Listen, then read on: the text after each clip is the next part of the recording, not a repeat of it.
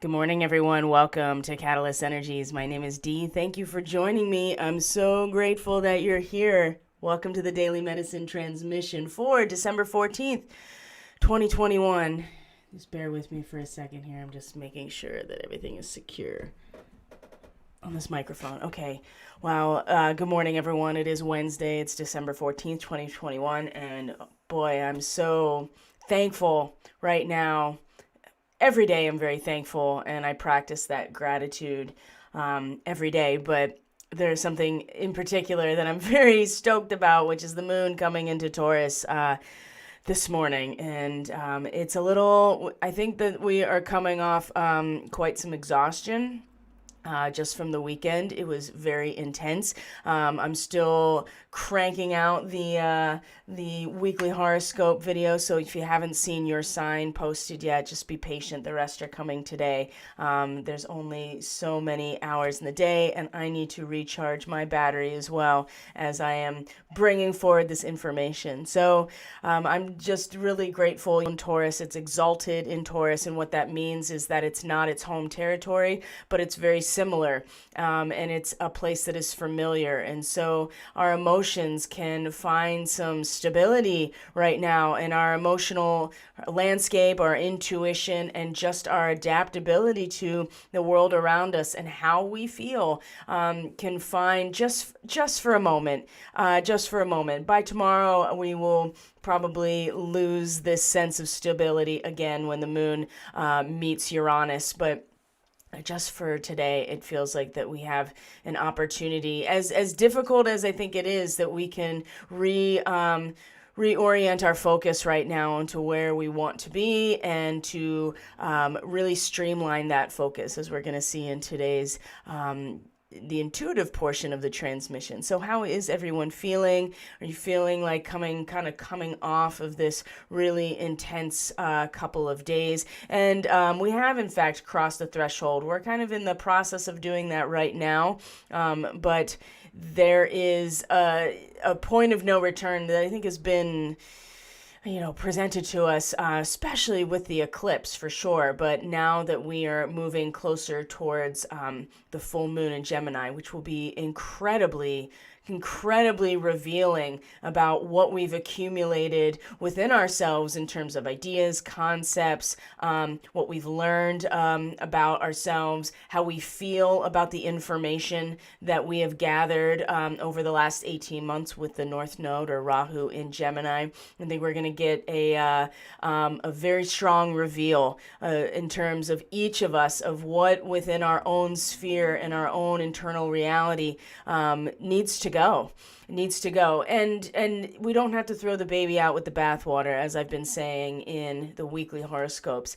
With this full moon, we will get a very clear sense of what has been working this whole time, right? The sun is going to cross the galactic center, and that'll be our opportunity to really find some expansion, expression, and our own sustainment spiritually and creatively with what has worked over time and throughout many cultural contexts, many historical periods, and really just the meaning of life in general. It's so represented by Sagittarius in terms of what is the big picture and what is the meaning of our communion together and our cooperation in our relationships. What is the meaning of that? And that is the fire that propels us forward. It is the catalyzing effect of our spiritual alchemy, or any other relational alchemy. It's all really the same at this point. It's energetic and just being expressed materially in this particular dimension.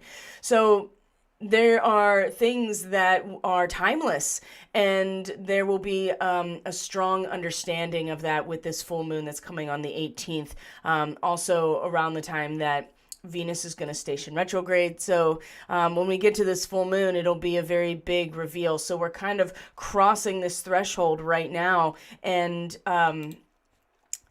moving through it. And then once we come out the other side, it'll be, like I said, this big reveal, I think, with the full moon. And we're each going to have to take stock of what we've learned, what types of ideas we have consumed and entertained, what concepts we've been working with, and address what it is that we have to let go of. What has been unbearable pressure in terms of how we feel about the span of the dialectic, right? How do we feel about it? Do we feel anything about it? Has our feelings changed about it? And specifically, what is it that has built up and built up and built up that we cannot get out from under until we just release that and allow us to move into the next stage? And so today, it feels like despite some very, very powerful and drastic reorientation and just shock from the Venus-Pluto conjunction, the first of three, we're really sitting in some very uncomfortable feelings, some uncomfortable new feelings. Maybe these are feelings that we anticipated and they're still kind of uncomfortable, but it's really about the orientation of our mind and our focus that's going to have a big impact, I think, on how we utilize our actual energy and action in terms of what we are growing for the future, because we do really need to focus on where we want to be going so that we can actually get there, rather than this continual focus on the consumption of information. Because as the nodal axis is getting so close to shifting, especially when it starts to come into conjunction with the star Alcyon, which is 0 degrees Gemini, we're going to get a full picture here of everything that we could interact with. Excuse me. I'm so sorry. Oh man, it's been like this for a couple days. I don't really have any symptoms that are respiratory, but I keep getting things, scratchy throat, and I just talk a lot. It's part of the work that I do is the verbal transmission. And so I think that it just is really starting to wear on me anyway, and I need to take care of that as well. So how is everyone doing? I'm going to check in here with the chat and see what's going on over here. Hey there. Folks, and it feels like I'm in observation mode and developing a thesis. What's interesting is that Sagittarius in the 9th house, specifically in my read, it very much is about the dissertation, right? It's the thesis, and it comes from the examination and the analysis of the information, right? You have the two sides of Mercury, being Gemini and Virgo. Once you get to Sagittarius, the higher mind, this is where you come to your conclusions and you come to your understanding, which is very much like a thesis based on all of our research, based on the analysis of all of that research. And so with the full moon in particular, having the sun at the galactic center, shining through our understanding of what is timeless and what is continued to be of beautiful necessity for our culture or our relationships or just our collective paradigm of belief in general. The full moon will shine on the things in our original, not even analysis, in our data sets that are having an impact on our understanding of the big picture. And so there'll be data that we have to throw out because it's just holding us back. And this data is going to be something that we each interface with personally and intuitively, perhaps. And with a full moon, you might get some really strong dream stuff, or you may get just really powerful intuitive downloads, right? All of those types of experiences with the full moon, it may lead people to feel a little bit overwhelmed. And so I'm not surprised that you're feeling like you're in observation mode, because this and focusing the attention into one direction of where you want to go, because that's what you have to do when you're doing a thesis, right? You focus on your research topic and developing that, and then you start to accumulate data, you start to analyze it, and then you come to this conclusion and then bring it to form. That is what Capricorn's really about. And there's a lot of Capricorn energy about to be part of our lives, which of course the other side of that is that Pluto has been destroying everything centering around the matrix of reality to begin with. And so to have a lot of attention, especially with Venus involved here, she brings it right to reality for us. And in Capricorn, she brings it to reality in a way that is very mature and wise, and an acceptance of all the other stages she has gone through, right? Taurus, Virgo, and then Capricorn. So she is in her crone phase, very accepting in some ways, and gracefully accepting the final word of Pluto as the power of our transformation. So I feel like that I'm also in this observation mode where I am developing a thesis. And what's interesting is that as we go through December, and this will come up more in next week astrology, just because it'll be the week leading up to the Christmas holiday, if that's what you celebrate. The 24th and 25th are pretty gnarly in terms of astrology, and we also are going to find that the moon will be in Virgo, speaking of analysis, speaking of astral hygiene. So that'll be a good time after the full moon to really get into the analysis and the predictive analytics of our own soul's work and our own intuitive knowing. So thank you for your feedback. I appreciate it. So let's get into the reading and take a look here at what is being offered to us in terms of these symbolic archetypal representations of life. So I'm going to bring up the reading if I can find it. Okay. All right, guys. And then what I'm going to do is, of course, we're going to minimize. Oops. There we go.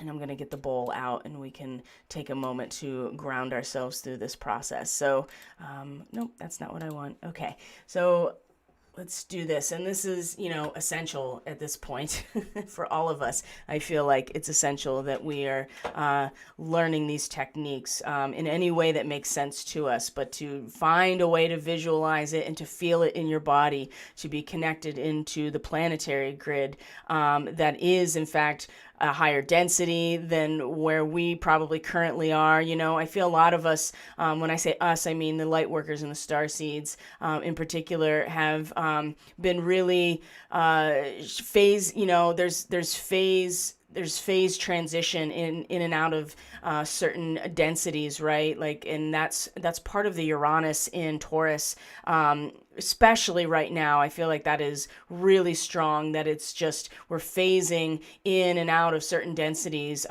consistently, and it's very disruptive and it's very disorienting, but it's a lot of internalized experience right now. But the benefit of that for the future, when Uranus stations direct later in 2022, is that when it starts to become an externalized experience as a result of our time internalizing these really radical shifts in the material world, or what we identify as the material world, it's actually allowing us to really get a sense of what all those different densities feel like in our bodies, right? We're still here, we're still in our bodies.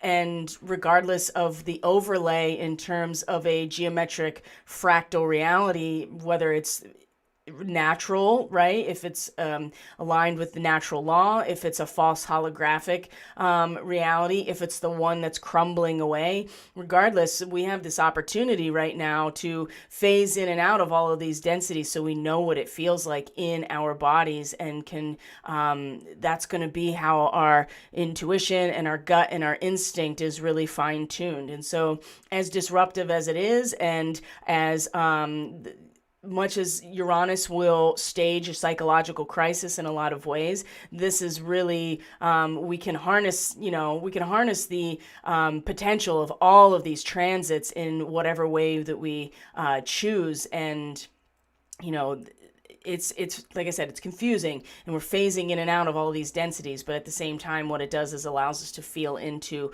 what that actually feels like in real time, in experience in the present moment. Because once the nodes shift and we start to get much more into the feeling experience and the presence in the now moment, in the objective reality that we're part of, or the medium of our growth. I like to think of Taurus in the second house. We're going to need that. We're going to need to know what that feels like, because we can't really rely on the mind or even the higher mind once that shift really happens, because that is such a strong it's such a strong line of energy. The nodal axis of the moon is often referenced as a dragon, and there's something very powerful about the dragon in general, but also too, I just got a really strong connection to, like, the ley lines along and the nodal the nodes themselves, right? And even the nodal axis of the moon, both of those nodes are very powerful junctures, and it's very difficult to pull ourselves off of that wherever it is. And so even if you can see how over the last 18 months that has been the case with Gemini and Sagittarius. If you really, bring yourself into what those archetypes represent, what the abstractions are, what it feels like, what it represents, it's been a lot about understanding and knowledge, and the difference between the two, and which direction we're going, and what's propelling us forward into new territory. But it's soon going to be very much about the presence of the now moment and the feeling experience physically and emotionally. And it's going to be important that we can really hold our own. And Uranus and Taurus, like I said, as much as it's disruptive, it's actually triggering our own awakening and our gnosis, right? So anyway, it's important that we actually practice this astral and energetic hygiene, and we're able to feel what it feels like in our body when things are off. And I think that over the weekend, what we got was a pretty clear, blast of invasion. Not everybody feels that way. I'm sure that there are a lot of different opinions about how especially Venus conjunct Pluto unfolded, and then the 12-12 experience was pretty powerful. But I think that we are, regardless if it's an upgrade or if it's an attack, every experience is an opportunity to grow and to learn. And some learning is the hard way and some isn't, right? So it just depends on how we decide to look at it. So I'm going to have everybody now, after I stop, get off my soapbox, take a deep breath here, and we're just going to draw our attention down into either our sits bones, right, where our body makes contact with the ground or the floor. So either the bottom of our feet, our bottom, or our sits bones, right, and just feel the energy kind of settle down into that area.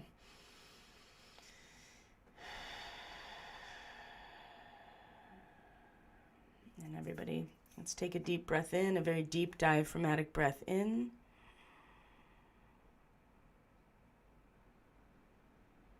And release.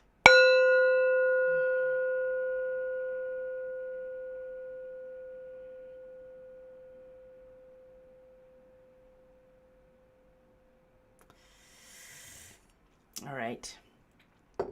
So it's important. It's important that we are connecting into the planet.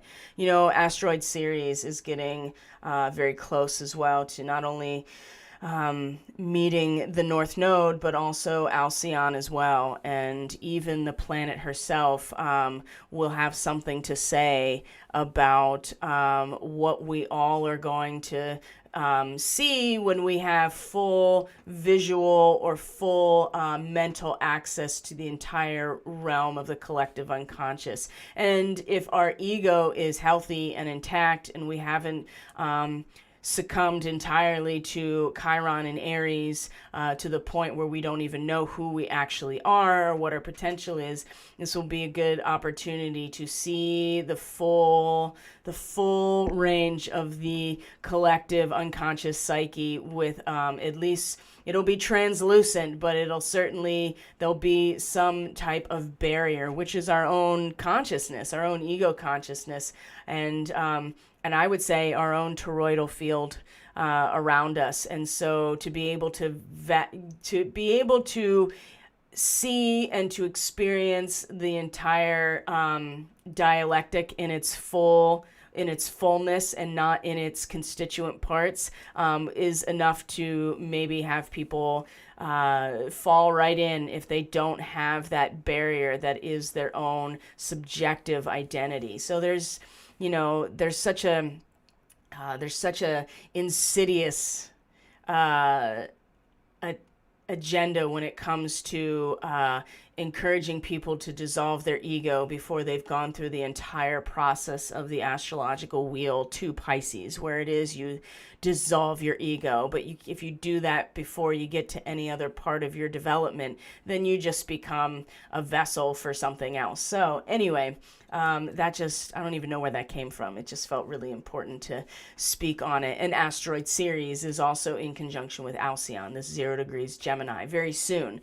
And so even the planet herself and the nature of our sustenance, our agriculture, our sustainment, the seasons, the function of the planet itself in terms of sustaining us is going to also give us full access. So it's just something to keep in mind. So observation mode is a really good way that Emily put it to maybe find yourself. And perhaps it's a little harder for some people than others, depending on what's going on for you. So let's start here with our reading, because we start here with our 9 of discs, right? This is Venus in Virgo, and it's the 9, so this is a culmination point, but you do see that it's reversed. So first, let's kind of just familiarize ourselves here with just the aspect of Venus in Virgo in general, right? This is the culmination and full satisfaction of everything that we have gathered in, the fruits of our labor, right? Which is Virgo.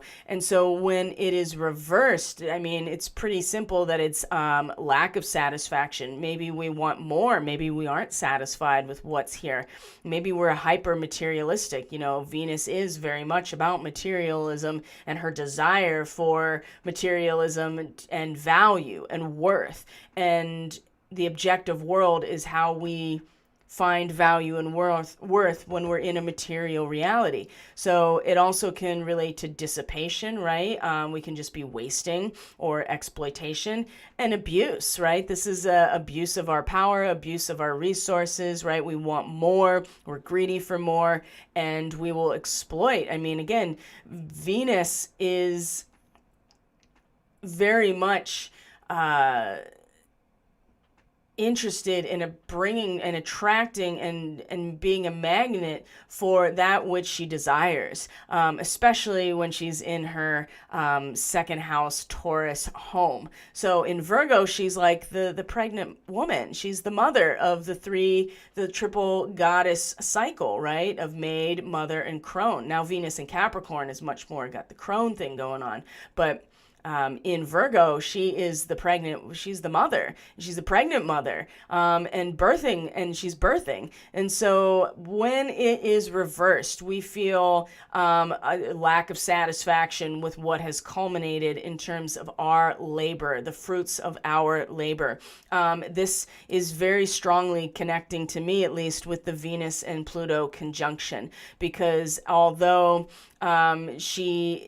Venus as an entity of an archetype, a symbol in her crone phase, while she herself may be teaching us and showing us and guiding us on how to gracefully accept the cycle of metamorphosis and what comes with it, which is destruction, emptiness, and then transformation, we ourselves and our comfort level and what we consider valuable and worthy is, I just feel like there's a lack of satisfaction, right? Whatever it was that came about as a result of this first of 3 conjunctions with Pluto really flipped us around. And you can see that in many different ways. I think, again, one of the biggest examples I saw was the the storms and the tornadoes that just ravage certain areas, right? In terms, and Venus again about value, right? And it's not just a comfort and security, but entire infrastructures, of towns just being destroyed. That's a very Capricornian thing, like the actual infrastructure of how an organization or a larger social order would function, and what material aspects allow it to be organized and to function. So I think there was a lot of destruction, and that was one way to really make sense of it. There was also a massive earthquake in Indonesia last night into this morning, like over 7 in magnitude. So you can see that the seismic activity is starting to ramp back up again. And I'm very thankful that whatever was happening on the Cascadian subduction zone found some calm for now, right? That was pretty scary because that represents quite a bit of the big one coming, right? The big one. And they know, right? They know it's coming. It will do so much damage. So I'm really grateful that it has been dissipated in some way. And dissipation, again, is also a part of this energy. So you may find as well that we never really reached full culmination. And again, that has a lot to do with the fact that Venus is going to station retrograde. She's going to cross over Pluto and then come back. So we're not quite done with this energy, but it was a big hit, right? It was a pretty big one. And where we find ourselves now in the heart of it is this Ace of Cups is also reversed. And so the Ace of Cups is the beginning of a feeling, right? And pure feeling and a desire to be engaged in the realm of feeling. So when you look at this card, the beginning, number 1, it is a toroidal field, right? That is based on feeling. You have the cup right here, which is really our hearts, and you have the stream in the top, the stream in from the bottom. You have the field itself that's emanating or vibrating outwards, and it's all based on feeling and spirit and emotion and love, right? And the flow of water represents all of these things. And also too, water is an incredibly powerful solvent. It is a very powerful alchemical substance. Water is life, as we know. Life in a carbon life is not able to exist without water. And also, too, that there's a lot of properties about water in general that make it really powerful, right? It has some of the highest heat capacity of any substance on the planet. And so that's why it's a lower temperature towards the coast, right? Because the water itself is absorbing a lot of the heat and taking it out of the atmosphere.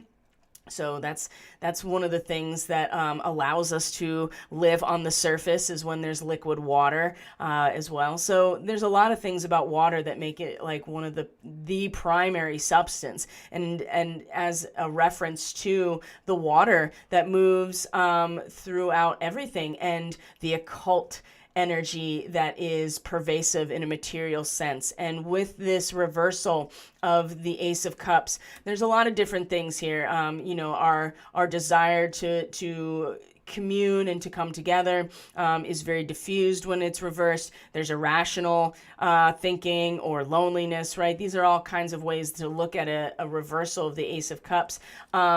The light in a material world, if there is mass, light is going to cast a shadow. And so this is also the representation of both sides. Beauty and ugly are two sides to the same coin, and we might be feeling the ugly in terms of our emotions right now as a result of the Venus and Pluto conjunction. Now, the degree that Venus and Pluto are currently in terms of its Sabian symbol in Capricorn, has very much to do with the so-called hidden or occult energy that actually is running under the surface of what we identify as our material institutional reality. So in fact, it is the feeling, and we talked about this, I believe yesterday, it is the feeling that is really intensified in the 8th house in Scorpio that runs everything, right? It is our feeling, it's our spirit. It is the love that flows like water that is the life of everything, including our material reality. And Venus and Pluto meet meeting together at this particular degree, I mean, Pluto is just pulling back the curtain and pulling up all of the dead aspects and all of the things that really do need to go in order to show us the underlying flow that is responsible for our world, which is our cooperation at a spiritual level, at an energetic level, at a magical level. And so I think, and it's not exactly, I just get the sense that there's a lot of diffused energy, a sense of that we are meeting the ugly as opposed to the beautiful at the heart of things. Now, this is a collective reading. Not everybody is going to necessarily feel this, but in terms of the collective, I think that we are facing the ugly of the Ace of Cups right now as a result of really unsatisfied with where we've gotten to so far. And as disruptive and destructive as the Venus-Pluto conjunction was in various areas of our life, it really showed us what we need to see, and it's not comfortable, and we certainly don't feel great about it, but it's also a necessity for us to see things, right? So when we are looking at where our energetic root can be, where we can draw our power from, where we subconsciously are can be rooted, and where we find our stability and our root system. We've seen this one before very recently, the Three of Scrolls. This is a pretty good indication, at least to me, that number one, we got the 3. So there's a 9, there's a 3 here. So there's a sense of Trinity. There's a sense of completion with the 3, the first iteration of completion with the 3, and setting your course. We are moving into a new place, and right now we can draw our power from our ability to look out towards where we're going, right? Widen our scope, broaden our horizons, look towards the opportunities that we want to move toward. And when we start looking at the guidance points, we'll see that, it's pointed towards the light of the world, right? And our higher self is knocking, and are we going to answer the door? And in fact, we want our minds to I would say that we can be rooted here energetically and spiritually in a mental focus of where we want to go. Again, setting our course, and you see the rainbow. So there is this connection or a bridge between our material self and our higher self, or our connection to source or God. We see that there are 2 other crew members that are looking at the map and the navigation, and the captain right here is actually looking out into the distance. And so there is a real power here, despite how we're actually feeling and what has brought us to this really uncomfortable feeling in this moment. We can really draw our stability from being able to widen our scope and set a course for a new direction. I feel like we're still kind of caught up in the circus and the show of everything that's happening. And I'm not suggesting that it doesn't have value in and of itself. It's just getting trapped in that part of it keeps us from actually having a much wider vision right now. The diversity that we normally would embrace with the 5 of Scrolls is also reversed. And this is showing where our conscious attention and awareness, where we can release this power that we are gathering in from the core of who we are and our character and our personality, right? Where we feel emotionally secure is the nadir of the chart in the 4th house. So we're really drawing this energy up from this place, and we can really release it by really focusing, picking a focus and going towards it, because there's a lot of confusion right now about what to do, and there's so many things happening at once right now. And so we each are in a position where we can make a choice and focus on that choice. And sometimes it feels like, well, if I focus in on one thing here, then I'm losing my freedom. But in actuality, when you choose a single focus, whatever it is, and give yourself to that focus, you actually give yourself total freedom to act on that fully. quickly. And so that's a different way to look at it. If you are feeling confused, if you are feeling like you don't know what to do next, it's about, again, this seems a lot to do with also where Jupiter and Aquarius is, because Aquarius is that singular laser point ideal focus of the social organism as a whole and the power that is pervasive throughout it. And so again, if we're feeling confused about what to do, because there's so many things, and there's so many things happening at once, it's just popping off everywhere. And I think part of that is controlled demolition, personally. And it's not to say that we shouldn't look at it and pay attention and be engaged, but pick your focus and focus on it. And your focus should be really where you're setting your course to go next. Because if we keep staying in this tide pool here, we're never going to get out to where we're ultimately going. And the more that we are taken off of that focus, the more that we're just recycling old energy and not actually growing. So choose your focus, whatever it is, and know that when you focus on it entirely, it's going to give you the freedom to focus on that. Because where we're ultimately heading with this, if we choose to accept these things, and this is this isn't exactly the best vision, but you can see what this card represents. The Knight of Discs. This is the fire of earth, and this is the earth element in its function as the provider. So there's some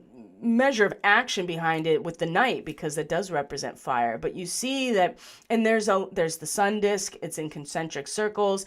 Even the shield that the knight is holding has some element of the sun related to it. And we know that the sun is the provider of all life. It manages the growth. It manages our climate. It manages all of those things, the climate and the growth on the planet, all life on the planet. So there's something connected for the night here to the sun and the heat and the energy that comes off of it. But you can see also that there's a much more focused and I don't want to say static, but there's a stillness and there is a focus on materialism here with our action. So you can see that the helmet is pulled back, so there's not necessarily a fully engaged in warfare. Now, where Mars is moved into Sagittarius, so we're going to talk about that now, because that's going to have an impact on this warrior energy for all of us and where we are initiating some level of action. But there is a shield here that looks like the sun. You can also see that the tool or the weapon they have is really meant for harvesting, right, and working out in the field. So the Knight of Discs represents the earth as the provider, and it's industrious, patient, reliable, pragmatic, and very strong and enduring, and works on tasks. This is really important. Works on tasks without getting distracted by all the idealistic and, the heady stuff, right? And so sometimes it's a little hard to relate to other people, the Knight of Discs, because they're very focused on their task at hand.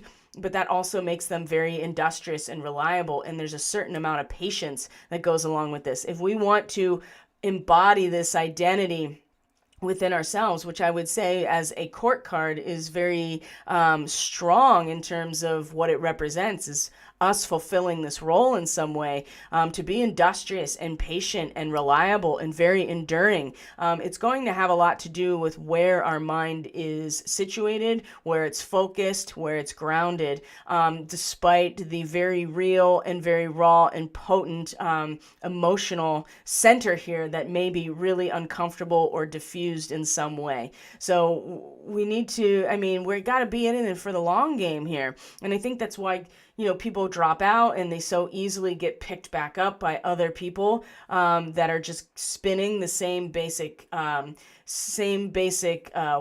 It just looks a little bit different. It's because people are burning out and they don't have the endurance or the stamina to really focus on the material task at hand. And I think it's because our attention is so divided and now very confused with Neptune moving direct. So when we are looking at our guidance here, the light of the world, right? Our higher self is knocking. Are we going to answer, or are we too distracted, right? Now, something I want to point out here is this individual's got at least the window is open, right? Got a fire in the fireplace. It's hard to see what this person is doing. Maybe they're just opening the window, but it's the cat that's like, hey, what's up? And you can see that we have also the cat as our animal guide for this part of the transmission. So there's a knock on the door, and are we going to answer it, or are we, again, are we distracted by all of the noise, all of the rigmarole, right? All of this controlled demolition that seems to be happening. And it's very real, right? The 9 of discs reversed and even the Ace of Cups makes it very real to us. And this is not to invalidate any of those very real experiences of people who are grieving loss of actual people in their lives, or grieving the loss of a home, or grieving the loss of their career after like how many decades, grieving the loss of any kind of stability, or just in a state of concern or worry, or any other challenging situations that Venus and Pluto coming together made very apparent to us. So, but the higher self is knocking. And this is where we need to be focusing, not so much on all of the very pleasant, seemingly pleasant and flashy distractions. And this goes along with the cat, right? It's time to strike out on your own and relinquish your overdependency. And I would say overdependency on people that are telling you what's going on or not going on, right? We are moving consistently towards a time frame where there won't be as much access. Again, this is when the nodal axis shifts into Taurus and Scorpio. It's not going to be about the mind and knowledge and information and even our understanding of it. It's going to be so experiential that if we have stayed in the realm, man, my neck just cracked like crazy right there. If we stay in the realm of just the mind and we have not cultivated any of the energetics and even how to manage very intense, difficult feelings with a South Node in Scorpio,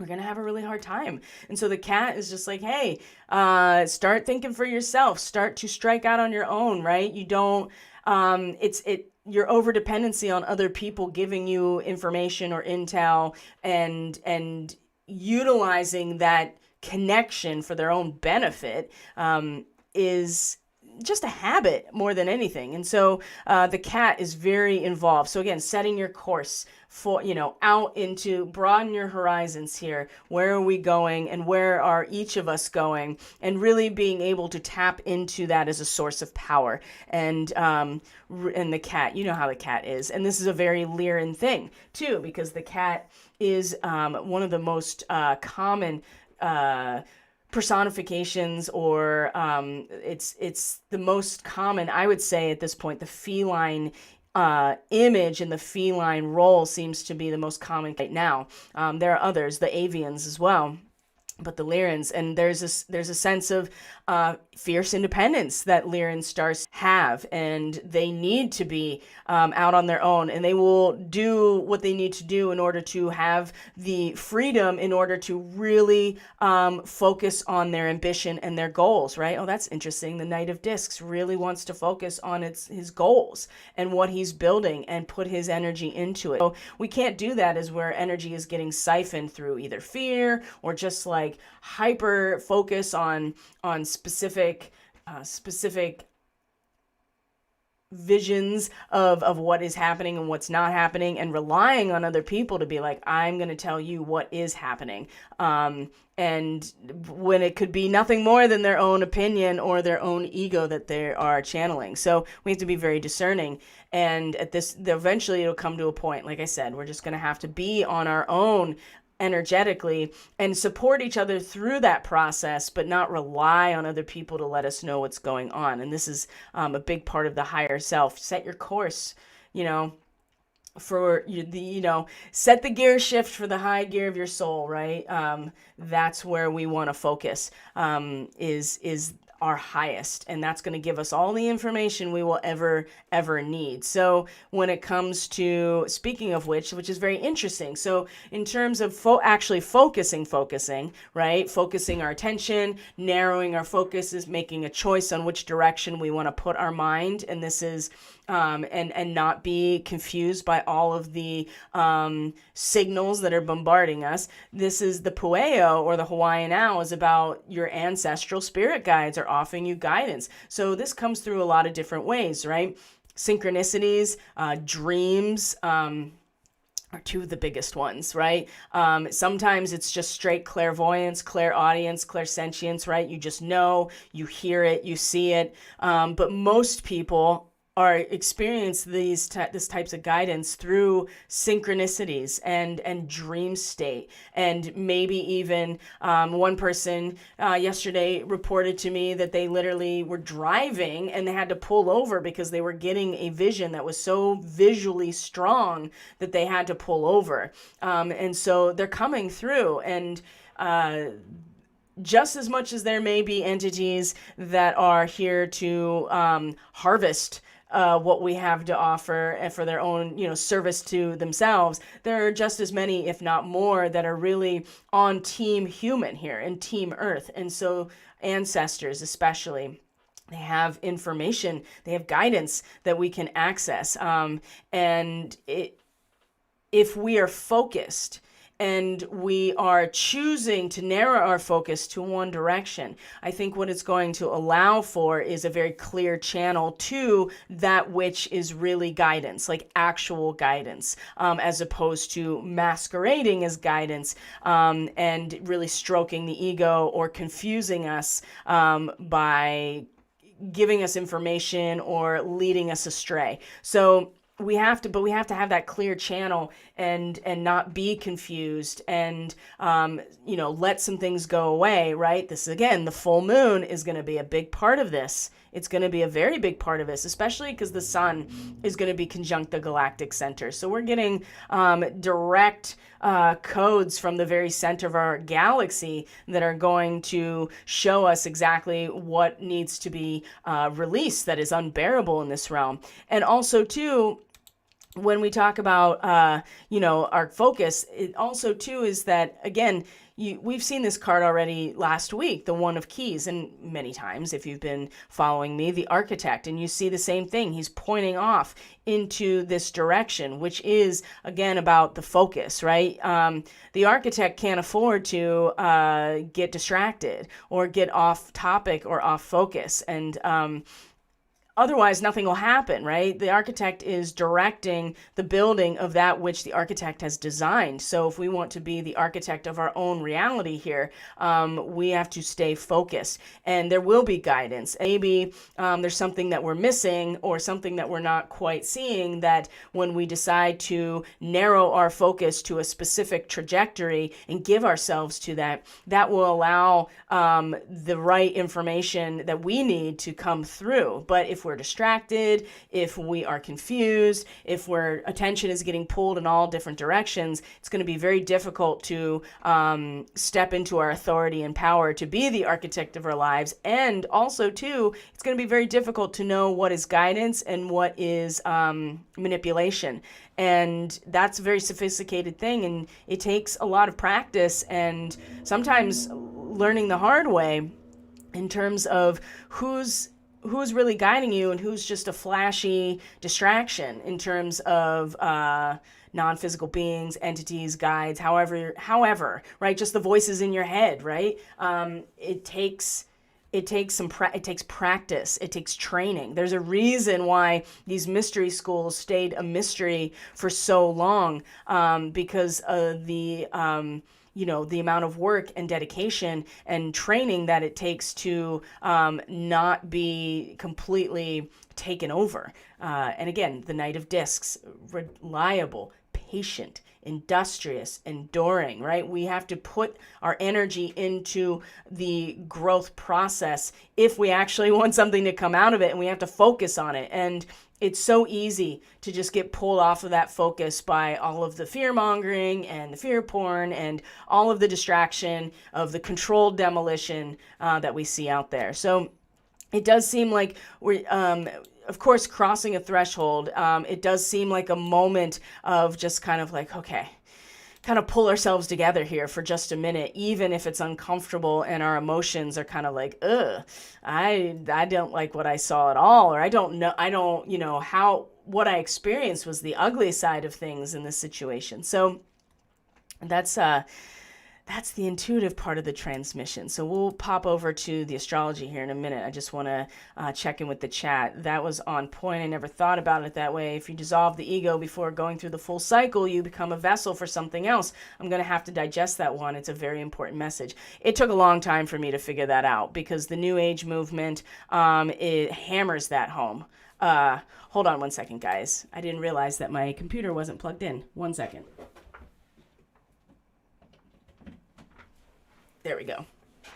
Jeez, that would have been awful. So, because the New Age movement hammers this home, like just like dissolve your ego, get rid of your ego. Your ego is bad, and it's like, yeah, the ego is the thing that allows us to survive in a material construct to begin with. If you get rid of it, then you're just an open vessel for something else, any kind of attachment, anything else. So that's interesting. Relate to meeting the ugly rather than the beautiful, a message or a call to reconsolidate or reorganize emotional relationships. Something fundamental is shifting and asking for adjustment. Yes, and I think the dissatisfaction that was made very apparent to us as a result of the Pluto-Venus conjunction was a big part of this. I think you're right, that it is a call to reconsolidate and reorganize our relationships and how we feel about all kinds of things. So I'm feeling into trust right now. That's big for me, and it helps to surrender. Right. That's a really good point.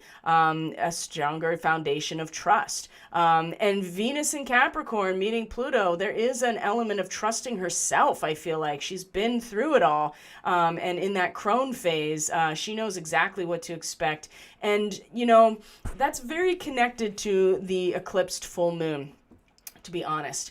And is there's a certain amount of trust in a very natural process of letting go and stepping into a new phase or crossing the threshold. We kind of have to trust, and it does help to surrender, absolutely. And so also feeling more psychic lately, saw the back of an envelope and knew who it was from. Maybe the nodal shift is starting to manifest in this way. I think so. I really do think that that's part of it, is you can start feeling these types of, and again, the psychic awareness and the intuitive strength is getting stronger, which makes people even more harvestable, or, well, I wouldn't say harvestable, that's not the right word.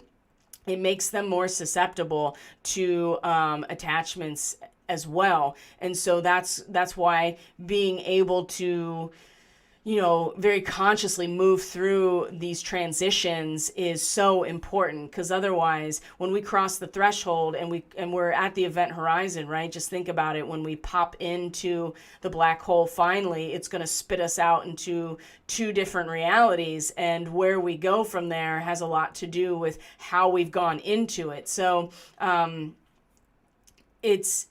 I just feel like that there's been a big opening, like you're saying, that it's getting stronger.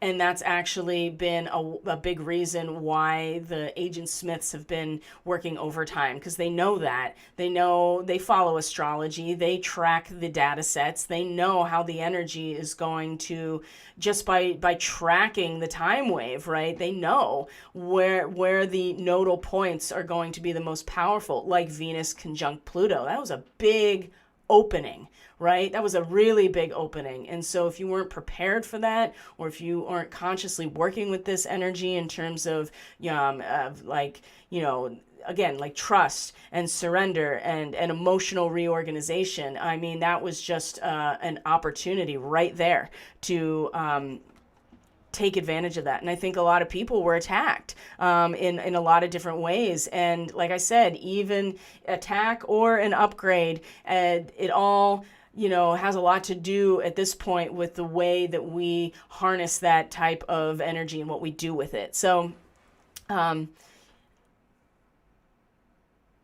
it's been an interesting couple of days. Let's just put it that way. So yeah, I'm gonna bring up the astrology chart now, and we're going to take some time to, where are we at here? Whoops. To go over today's astrology, and then I'm gonna finish up the weekly for this week, the videos. So those will be available. Like I said, if you haven't seen your sign yet, or your video for your sign yet, then just be patient. It's coming. So, and I'm really enjoying that process. So 1 second.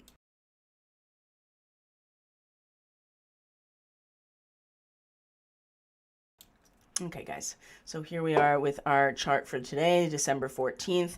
Let's close out some other tabs here so I can stay a little bit more organized. So let's show the current transit. So our moon is now quite into Taurus as of right now. It looks like it's 11 a.m. So let's start with these moon transits, and then we'll kind of expand a little bit on some of these changes, right? Of Mars going into Sagittarius, of Mercury moving into Capricorn right now, because, and certainly the moon by the end of today is going to square Saturn in Aquarius.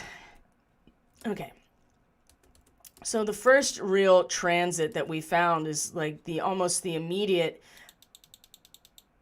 ingress into these two different signs, which is the moon moving into Taurus and Mars actually moving into Sagittarius. Now, Mars is our initiative. It rules our ego consciousness, right? It is the beginning. And without that initiative, that courage, that warrior spirit, the impulse to just be ourselves, where is life going to be?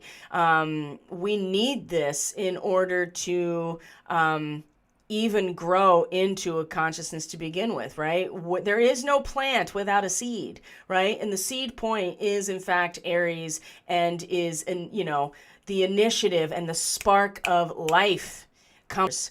And so, yes, Mars is the god of war. Mars is got that warrior energy, and it is very much the emperor, right? And the agent of the tower, right? It can be destructive, but in this sense, especially Mars coming into Sagittarius, some people are going to really feel the drive to go to war, right? They really are, and when in Sagittarius, it is about the meaning that catalyzes the conflict, right? It is the conflict, and the friction of the conflict is what really allows for the creation of something new. So when you bring these two polar opposite parts together, right, fire and water, turning lead into gold, right, you're taking something plain and making something precious as a result of the meaning of our communion, cooperation, are coming together. So Mars coming into Sag, I mean, you're going to see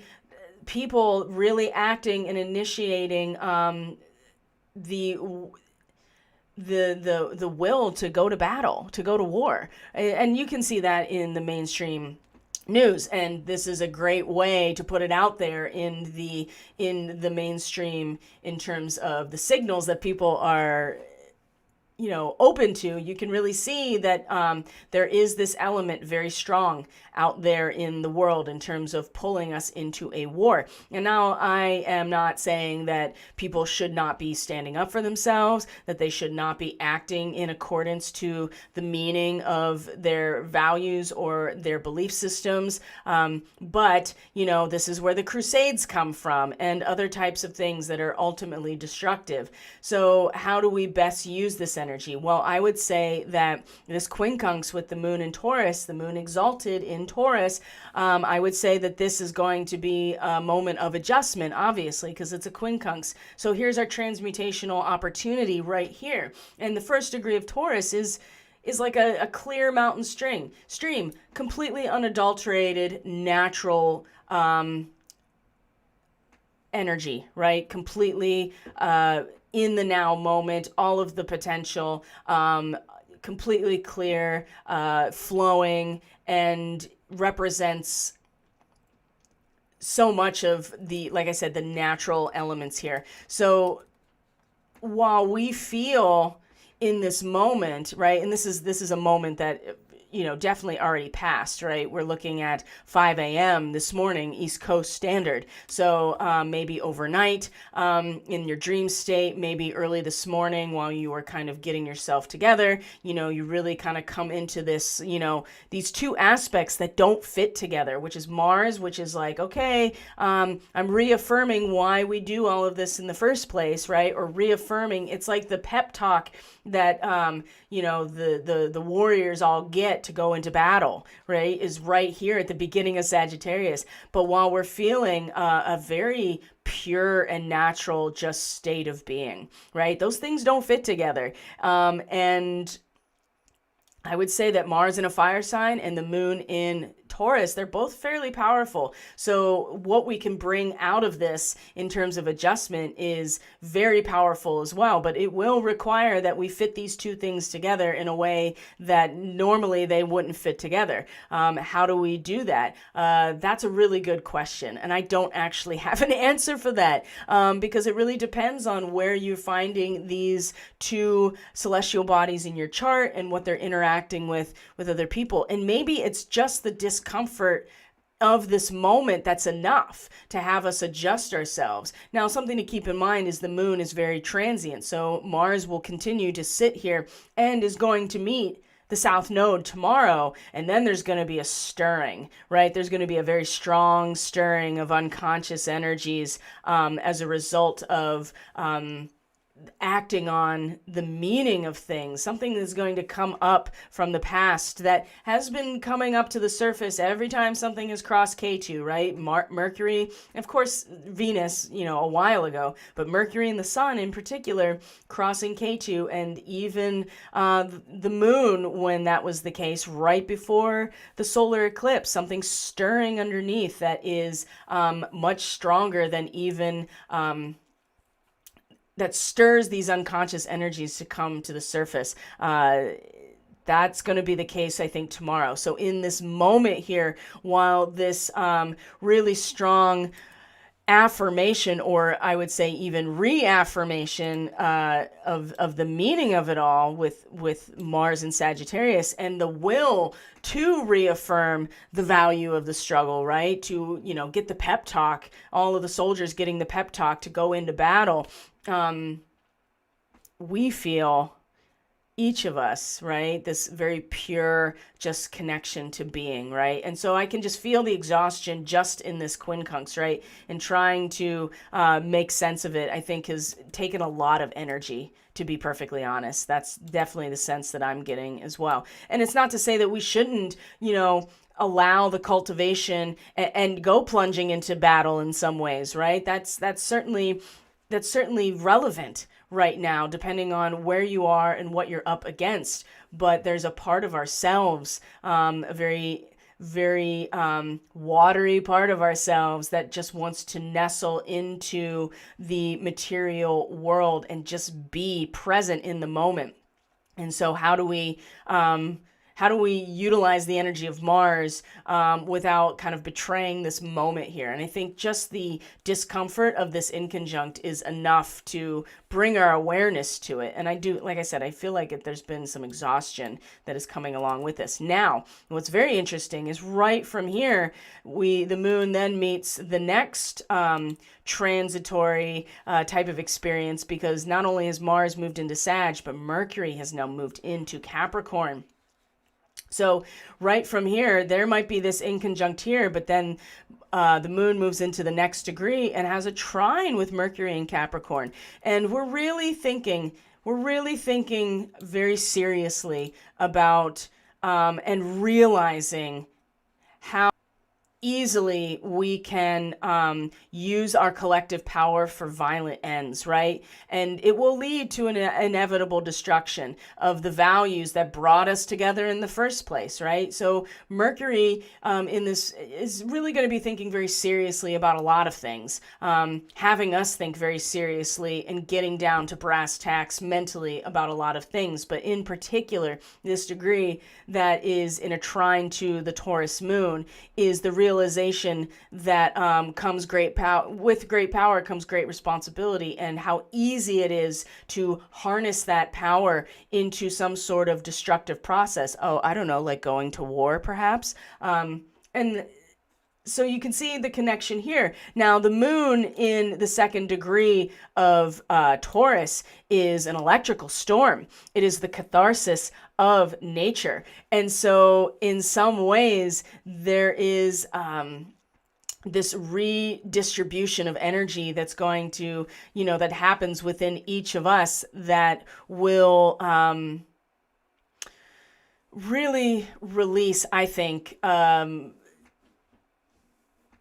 this realization at a mental level of war. What is it good for, right? But there's going to be some sort of internalized emotional restructuring. And it's not even a restructuring, although that is the term that Barb had used, but it's more of a natural catharsis or homeostasis, right? What is lightning other than the rebalancing of charge in the atmosphere as a result of, an unbalanced distribution of either negatively or positively charged ions in the atmosphere. Lightning is the result of the electrons redistributing themselves to find balanced charge. And it's a very cathartic and it's very natural, and nature finds its own balance. And so within us, we may feel the catharsis, and the trine to Mercury and Capricorn is the thought process that's like, wow, if this is happening within me, there is a necessity for catharsis, but when we utilize the group integration power that we have in like a Capricornian sense, there is damage that can be done. And I think that we have an opportunity here to really consider what that feels like, right? And maybe we find that the inner catharsis is actually going to allow for us to release the tension and the energy so that there is no outer catharsis as much as there probably could be. I don't know. Again, I don't have like the answers here. This is just about reading the language. And what I do know is that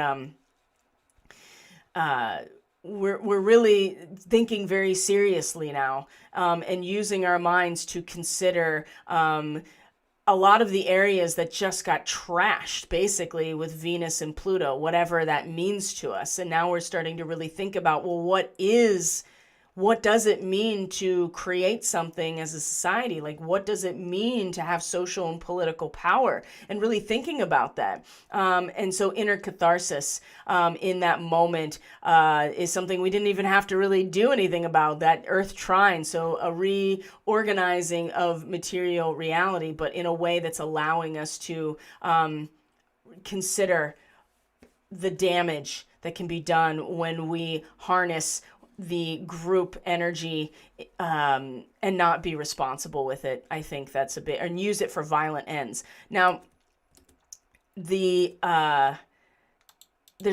moon's just going to keep moving through Taurus today, and the day really kind of ends, or at least in terms of the moon transits, the day is really going to find its end with this square to Saturn. So this is a fixed square. You have Saturn in Aquarius that is now providing the backbone necessary and the scaffolding necessary for all of us to gather our own inspiration through quiet and through an inner journey, right? Tapping into the collective as a whole in order to get inspiration, as opposed to maybe some other means. And Saturn is unyielding in its structure and form because it does in fact represent the very nature of nature, and there's no getting around that, and so it's definitely a moment of unyielding kind of the way that you're going to really find your own authority is to, again, go within. This just came up in the transmission, or the intuitive aspect of the transmission. So here we see it in the astrology. Now the square with the moon in Taurus, these fixed squares, especially the moon that is about to be in conjunction with Uranus, is a moment of, we have to cultivate our own consciousness and care for it, just like a person watering plants in their garden. If you want them to grow and in a healthy way, if you want them to produce beautiful flowers, you have to actually be part of the process of cultivating it, if you're choosing to cultivate it, right? Just like with the Knight of Discs, we want to put our energy towards this cultivation and care. The square with Saturn, like I said, this unyielding and very authoritarian type of position of like, you have to find it from within, is the square is going to really challenge our feeling and our sense that we can, in fact, cultivate our own ego consciousness and our own relationship to the world around us by being a part of it, right? Being a part of that cultivation. This is an interesting connection. And always with the moon and Saturn together, there's an impact of this stabilizing force on our emotions. And in this case, it's going to be, I feel way more comfortable watering the flowers in my garden and actually growing my own consciousness and the garden of my mind, whereas Saturn is going to be like, that's great, but the unyielding crystallized structure here of reality is much more about coming into stillness and quiet and allowing the inspiration to come in, just like the Pueo, right? And the Five of Scrolls that is reversed, showing that the diversity of thought and ideas really needs to be focused in. And of course, we're focusing in here with the moon in Taurus in terms of like, this is what I'm doing, and I am feeling into my own feelings want to grow. They want to be cared for. They want to be cultivated. And we have the ability to do so through our own emotions, right? We're able to make an impact on the world around us through emotionally and energetically cultivating things. But the square here is going to be a very tense moment too, of just like, well, we may feel this way. And it's not to say that you pick one side or the other. It's just that these two are going to meet each other in that square angle and cause it's crumple us, because these are fixed energies. So they're very staunchly in their positions. And so when they meet each other in this 90-degree angle, it's very it can be very destructive and really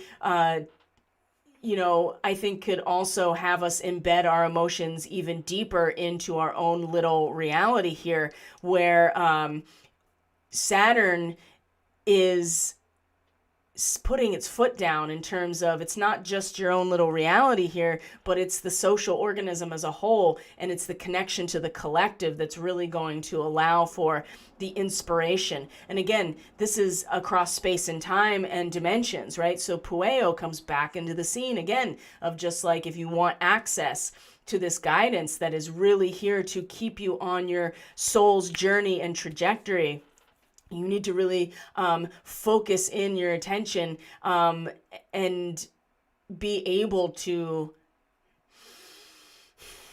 not get distracted. And I think that the distraction will, with the moon in Taurus, will kind of, like I said, we'll want to embed ourselves even deeper into the material reality in order to feel comfortable, right? Because that's where, the moon in Taurus is exalted, is the comfortability and the something holding us emotionally, right? And with Saturn, there's no holding of emotion. It's just giving us the framework in order to hold ourselves within the context of the social organism as a whole. And so I can really, it's not exactly escapism.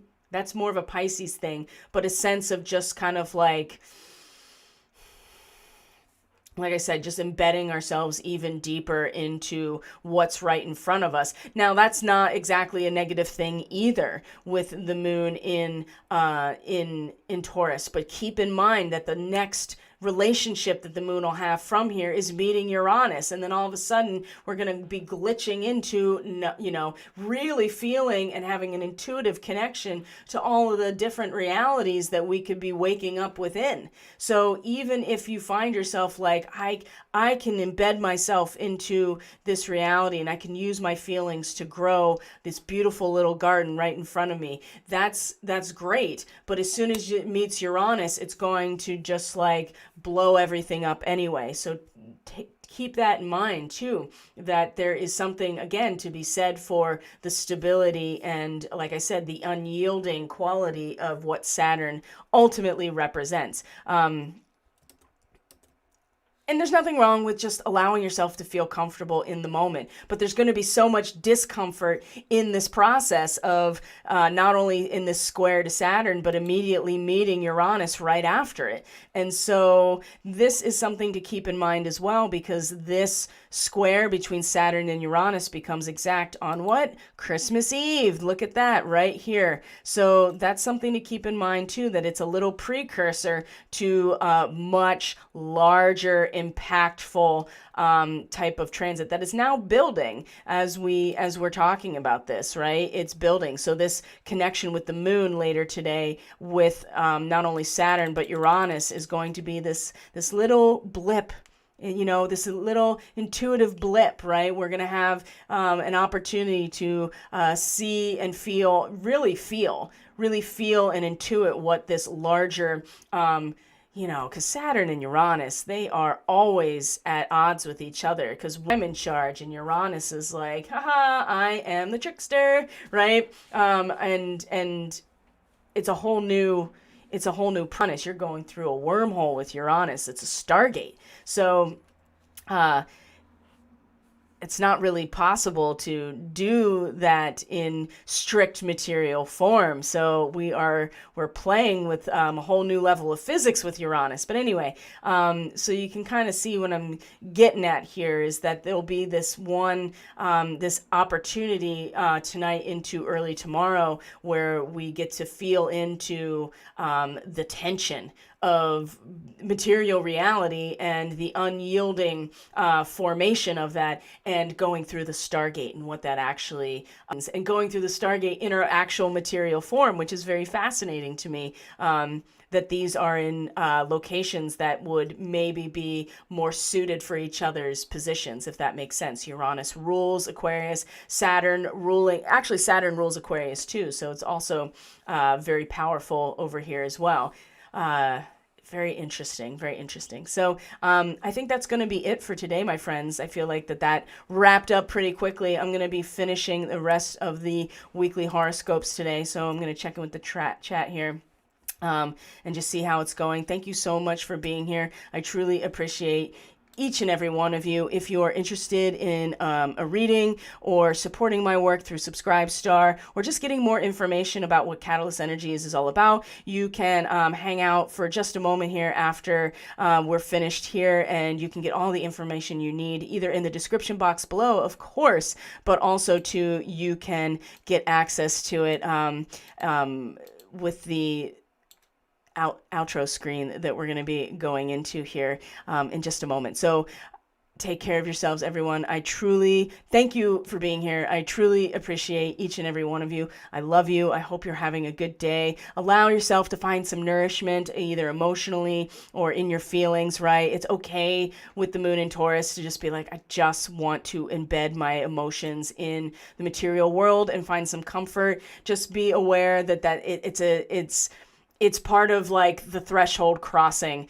right? That there is this moment here of just like, I know I'm crossing the threshold and I'm in the middle here. So I don't know what's on the other side, but I also know that I'm leaving behind where I've been. And there is a sense of that trust and surrender that was brought up. I think that's really important. So, thank you so much for being here. And, let's see. Yes. Anyway, I love you guys. Thanks for being here. We'll be together tomorrow for the transmission, and take very good care of yourselves and each other. I love you. God bless you. And I truly, truly mean that. And we will we'll be together tomorrow for the Daily Medicine transmission. Take care of yourselves, guys. Bye.